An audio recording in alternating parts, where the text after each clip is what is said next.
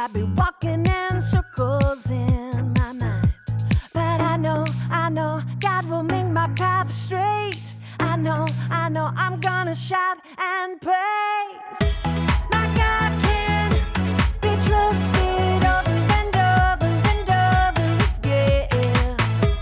My God can be trusted over and over and over again. Over and over and over again.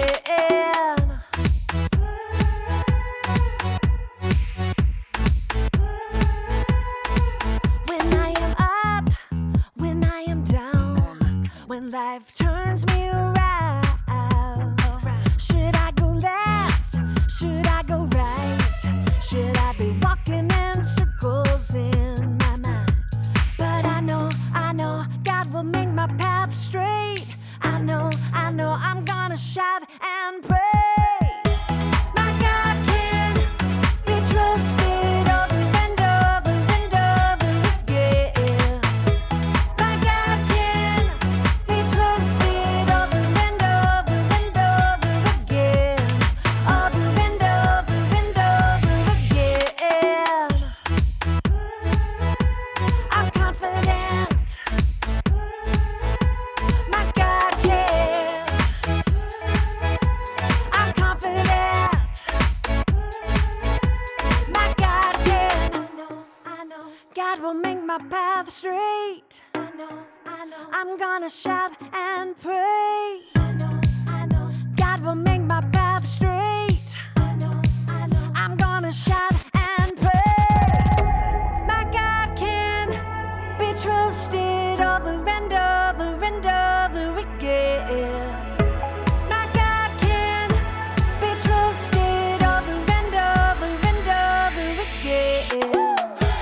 My God can be trusted over and over and over again. My God can be trusted over and over and over again. Yes, He can. Over and over and over again. I'm confident. My God can. I'm confident.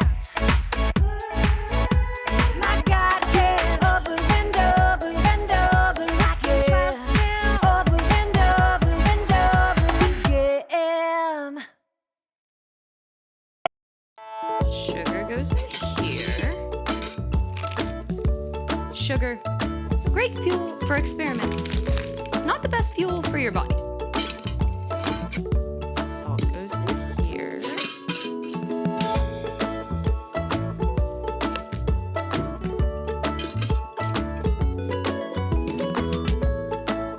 Welcome to StoryLab. I'm just restocking our experiment supplies. This is the salt, and this is the sugar. Let's put these away.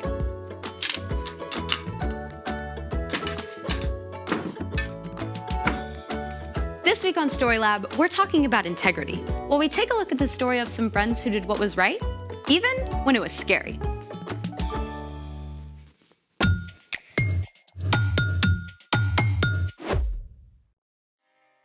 Hey, I'm Skyler. And I'm Sebastian. Today, we're talking about integrity, which is choosing to be truthful in whatever you say and do. Look, can I get a hand, please? This is heavy. So much sand for our experiment. Right, but that's just the foundation. We also need fuel. Which is? Sugar. We're making a lava snake. Oh, I've always wanted to try that. Well then, Let's make it.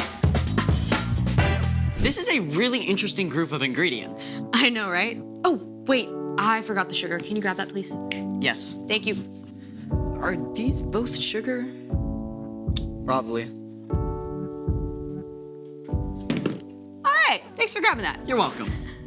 I love experiments with fire. Me too. And since we'll be working with fire, we need a grown-up. A lava snake is a chemistry experiment. We're gonna combine sugar and baking soda with the fire to create the snake. Sounds like we have to have the right ingredients for this to work. We do indeed. But let's take this outside. First, Soak the sand with lighter fluid.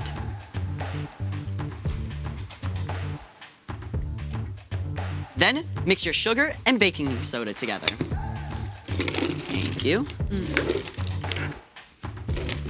It should be 3 parts sugar. And then 1 part baking soda. Mix it around a little bit. You can use a whisk. Ah, yes. And then we're gonna add our sugar baking soda mix into the middle. Now we add our catalyst, which makes the chemical reaction happen faster. For our experiment, our catalyst is heat. All right. What's wrong with it? The sugar mixture is supposed to turn dark and then rise up. It's just not burning. Wait, do we have our ingredients right? Oh no. Salt puts fires out. Oh, that's my fault. I'm really sorry. I'll go get the sugar. We're not gonna see a lava snake if we don't have the right ingredients. Here's the sugar. How did you grab the salt? I'll be honest, I chose a random jar, and I didn't look at the label. I should have double-checked and did the right thing in the lab. Thank you for being honest. And at least salt doesn't do this. Ooh, that would be bad. I'm really sorry. You're forgiven. Let's do it again. Let's do it right this time. Yeah. Okay, first, add the fuel to the sand. Then mix together the correct ingredients. 3 things of sugar. 1, 2, and 3. And 1 thing of baking soda. And then we pour it in. And now, catalyst.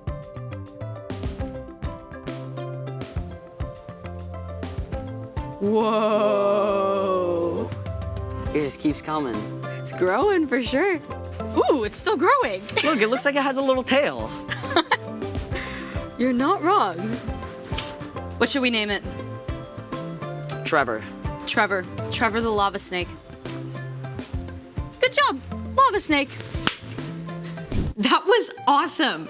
When we put the right materials together, we get to see amazing things. It's also super cool to watch the flames. But fire can be pretty scary. Speaking of, it's time for... The story before the story. Today, we're in the Old Testament, the book of Daniel. God had a plan to bless the whole world through one family, the Israelites. But God's people kept turning away from God.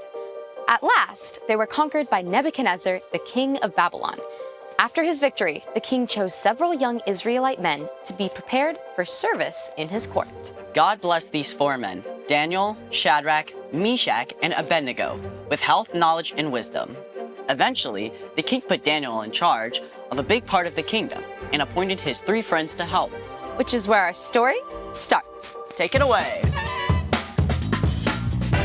Hey everyone, I'm Jen. Soon after King Nebuchadnezzar put Daniel in charge of Babylon and appointed his friends to help, the king made a huge statue in gold. Wow, what a great-looking statue. King Nebuchadnezzar sent for all the highest officials of Babylon to come celebrate the statue. And you, and you, and you too. Everybody's invited. Daniel wasn't there. Perhaps he was traveling. But Daniel's friends, Shadrach, Meshach, and Abednego, were among the guests. Once everyone was assembled, a messenger called out. Hear ye what the king commands. When you hear the crazy music, you must bow to this statue and worship it. I don't think so. Doesn't sound right. If you do not bow down in worship, you will be thrown into a blazing hot furnace. Oh, I'm bowing. Yes, sir. Yes. Okay. Let's try this out. Music, please. Ooh, it's so beautiful. In a far corner, everyone bowed down, except for Shadrach, Meshach, and Abednego. They knew it wasn't right to worship anyone or anything but the one true God. Hey, excuse me, security. Why are they They're not bowing? They're not bowing. Oh, majestic King Nebuchadnezzar! Long live the king! What do you want? Majesty, you commanded us all to bow down before your glorious statue. You said everyone should bow down when the music plays. You said if anyone did not bow, you'd throw them into the blazing hot furnace. Yes, yes, and yes. Why are you telling me what I've already told you? Do you want to die? Oh, glorious king, we noticed those Israelites you assigned to help Daniel rule Babylon. Yes? We noticed they were not bowing. What? Their names are Shadrach, Meshach, and Abednego, in case you forgot. Yes, yes, yes.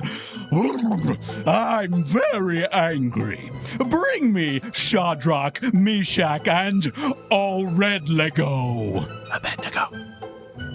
A friend named Flo? Abednego. Abednego! Bring them to me. Shadrach, Meshach, and Abednego were brought to the king, who was furious. Shadrach, Meshach, and... Abednego. I know your name. I gave it to you. Yes, sir. Did you or did you not bow before my statue when the music played? I'll give you another chance.